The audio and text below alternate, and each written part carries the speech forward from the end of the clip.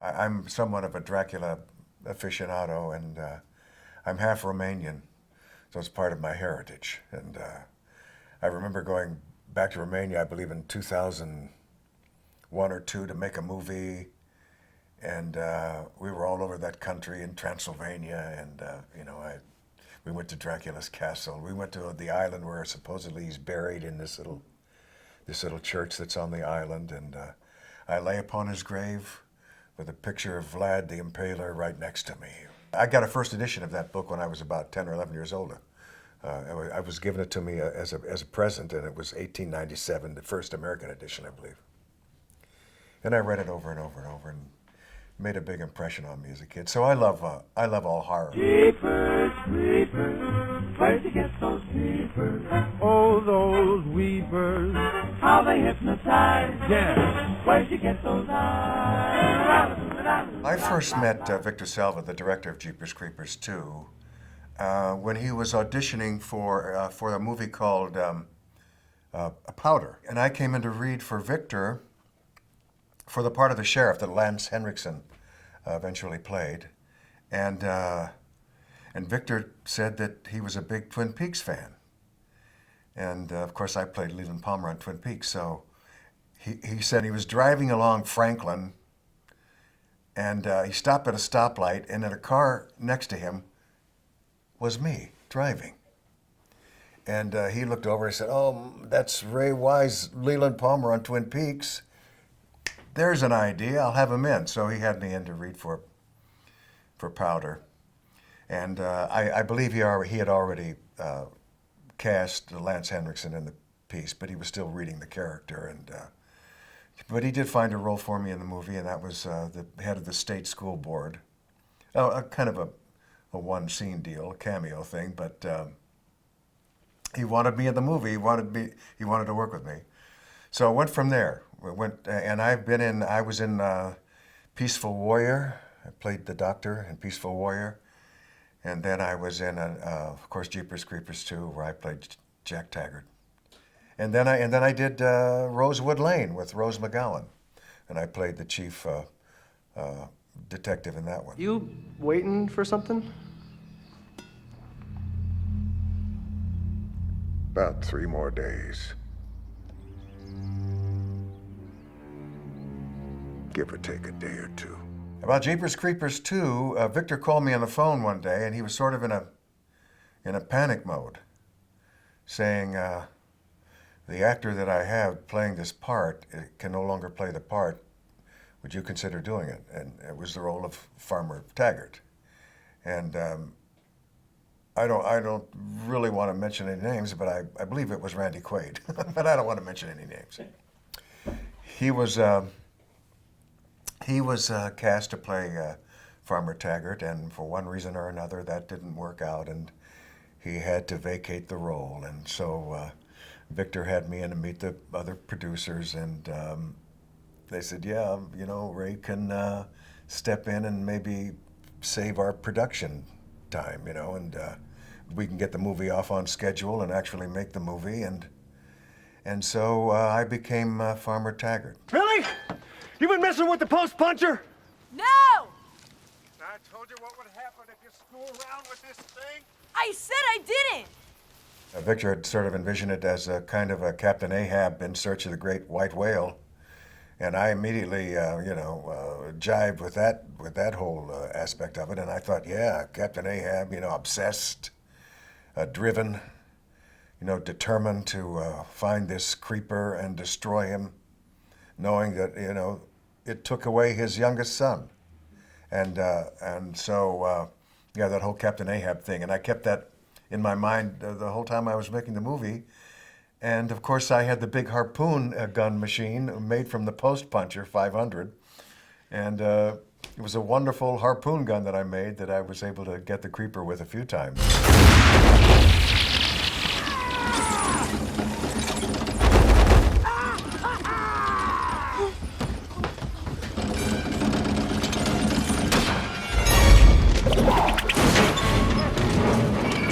There's one particular moment, after the creeper flies away with my young son, and I'm looking in the sky, feeling totally helpless and frustrated and panicked.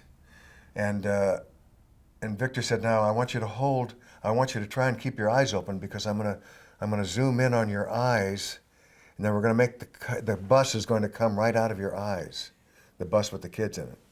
And so I had to hold my eyes open like this for quite a long time, trying not to blink, and I carried it off, but it took tremendous concentration, believe me. And I wanted so to blink because the sweat was dripping into my eyes, but I kept them open, and that bus came right out of the middle of my forehead. Is someone burning a marijuana field out there tonight? Because these two stories are way out.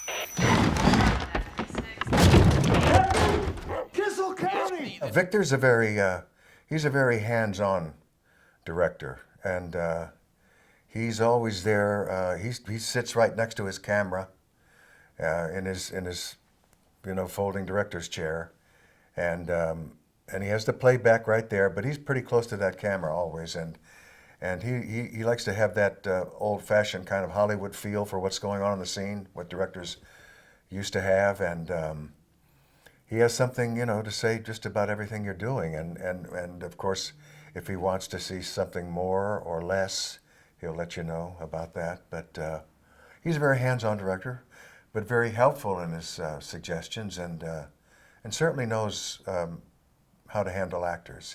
He keeps a very low-keyed set, and everybody feels good.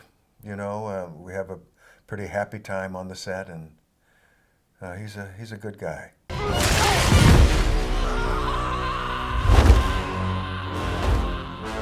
I had to go through that whole makeup thing for the old man, and Jonathan and I were in the same makeup trailer while he's putting on the creeper, and of course he had to go through so much always to put on that creeper makeup, which was just superlative. I mean, you would stand a foot away from him and you'd be scared to death. That's how great it looked. And but we had a lot of time, downtime when they're putting the makeup on us to talk about everything under the sun, and we became pretty close. Jackie, get out! Get out of there now!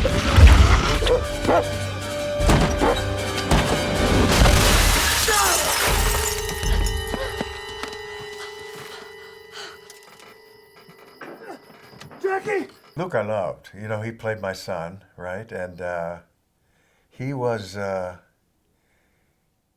just a lovely actor. He was everything that I needed, as a son in the piece, and more. And and I've always wondered what happened to Luke. I don't know what he's doing now, but he's a fine actor, and I'd like to catch up with him and see what he's doing now.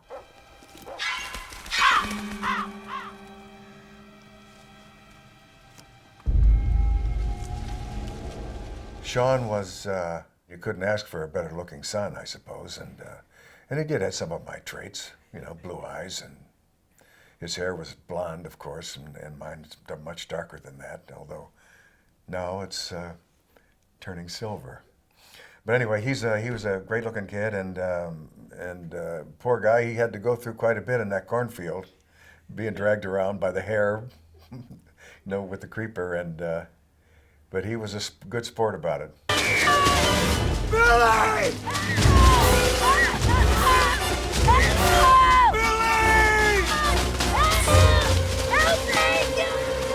Worked late on the set at the Cajon Ranch, maybe till 12 midnight or 1 o'clock or 2 o'clock in the morning. They rather than drive home back to my home in Los Angeles, which was probably about an hour and a half drive, they put us up in a motel close by, and it was kind of a truck stop motel. So you can envision what those rooms were like. But we were so tired at that point, the shooting day, that just as long as it had a bed, that's all that was necessary. And so those nights in the motel I remember fondly. And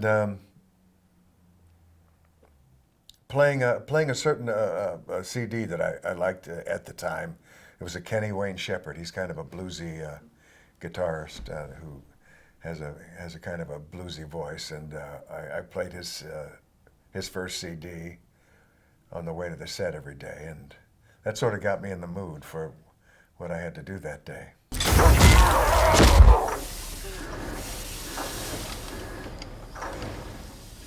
You know, they didn't skimp on any of the effects, and being part of those effects, it was pretty awesome to see and to experience, but of course then we had to imagine the creeper flying around in the sky. Although sometimes they'd bring him in on a wire off a crane. They had a big crane the whole time. They would shoot from the top of the crane when the kids are running across the farm field. As a beautiful aerial shot, kind of, yeah. Great photography in the film. Don Fauntleroy, Victor's cinematographer, who I believe has done most of Victor's films. He's superb.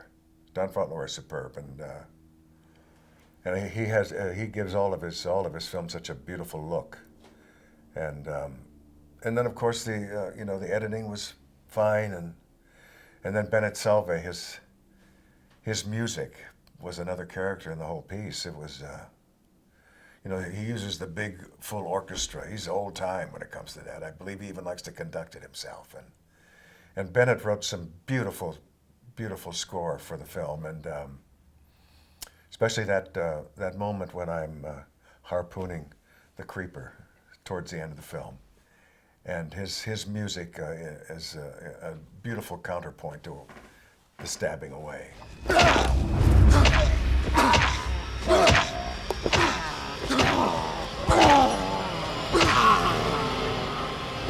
There was a premiere. I believe it was at the Egyptian Theater. There was a premiere. I think it was at the Egyptian Theater right there on Hollywood Boulevard.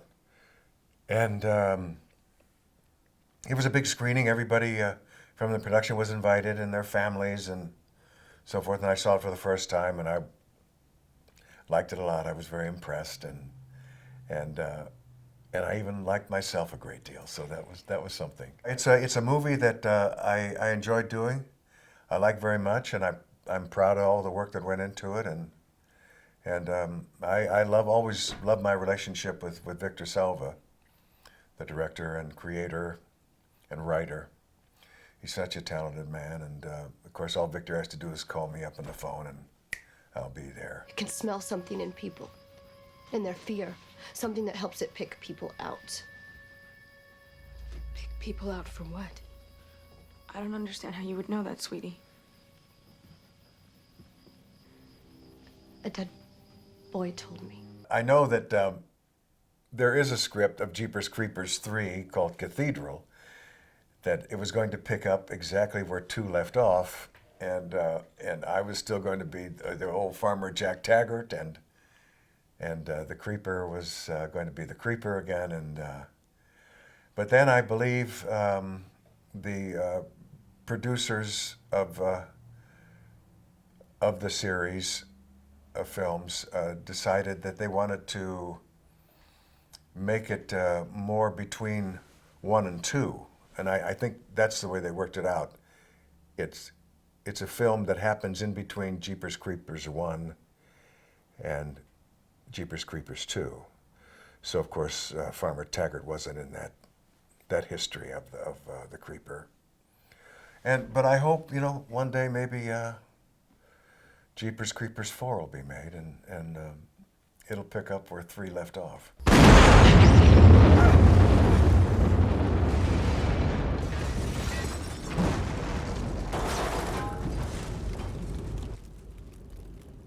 Victor Salva talked about a TV show made from it, and taking it from 23 years later, I believe is the way he was approaching it. So I don't know really what's happened with that.